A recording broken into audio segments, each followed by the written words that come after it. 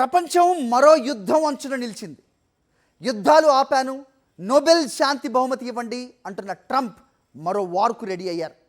తనకు పక్కనే ఉన్న వెనిజువేలా ఆక్రమణకు అమెరికా సిద్ధమవుతోంది.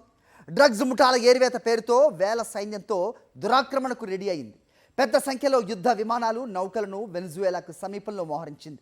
అమెరికాకు భారీగా డ్రగ్స్ వెనిజువేలా నుంచే వస్తోందన్న ఆరోపణలున్నాయి. రోజు ఎక్కడో ఒక చోట వందల కేజీల డ్రగ్స్ దొరుకుతోంది. ఇది దొరకకుండా చాలానే అమెరికా చేరుతోంది. దీంతో డ్రగ్స్ కట్టడి పేరుతో వెనిజువేలాపై సైనిక చర్యకు ట్రంప్ సిద్ధమయ్యారు. USS San Antonio, USS Iwo Jima, USS Port లాడరేర్లు కరేబియన్ సముద్రంలో ఉన్నాయి. యుఎస్ఎస్ జాన్సన్, యుఎస్ఎస్ గ్రేవ్లీని దక్షిణ కరేబియాలో మోహరించారు. F-35 యుద్ధ విమానాలను కూడా పోర్టరికోలో అమెరికా సిద్ధంగా ఉంచింది. అమెరికాతో పోలిస్తే వెనిజువేలా సైనిక బలం చాలా తక్కువ. దీంతో అగ్రరాజ్యాన్ని అడ్డుకోవటం అసాధ్యం.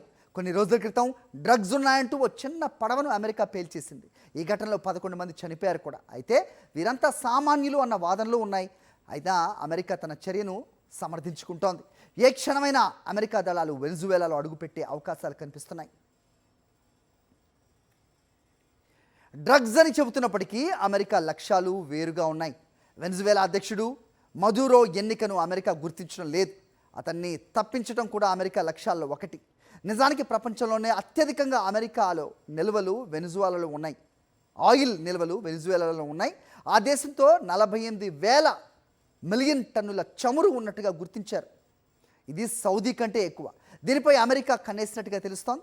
గతంలోనే ట్రంప్ వెనిజువేలాను ఆక్రమించాలని ప్రయత్నించినా కుదరలేదు. కానీ ఈసారి మాత్రం ఎలాగైనా ఆ దేశాన్ని హస్తగతం చేసుకోవాలని టార్గెట్గా పెట్టుకున్నారు. చాలా కాలం క్రితమే ఆ దేశంపై అమెరికా ఆంక్షలు విధించడంతో చైనా మినహా చాలా దేశాలు చమురు కొనుగోళ్లను ఆపేశాయి. మనం కూడా వెనిజువేలా ఆయిల్ను ఆపేశాం. ఇప్పుడు డ్రగ్స్ పేరుతో ఆ దేశంలో చొరబడి ప్రభుత్వాన్ని కూల్చి చమురు మొత్తాన్ని కాజేయాలి అన్నది అమెరికా లక్ష్యంగా కనిపిస్తోంది. అమెరికా దూకుడుతో వెనిజువేలా ఏం చేయాలో తెలియక తలపట్టుకుంది. చైనా, రష్యాలతో మంచి సంబంధాలు ఉన్నా భౌగోళికంగా దూరంగా ఉన్నాయి. దీంతో అమెరికా అమెరికాతో చర్చలకు సిద్ధమని ప్రకటించారు వెనిజువేలా ప్రెసిడెంట్ మదురో. అయినప్పటికీ ట్రంప్ మాత్రం సైనిక చర్యకే సిద్ధమవుతున్నారు.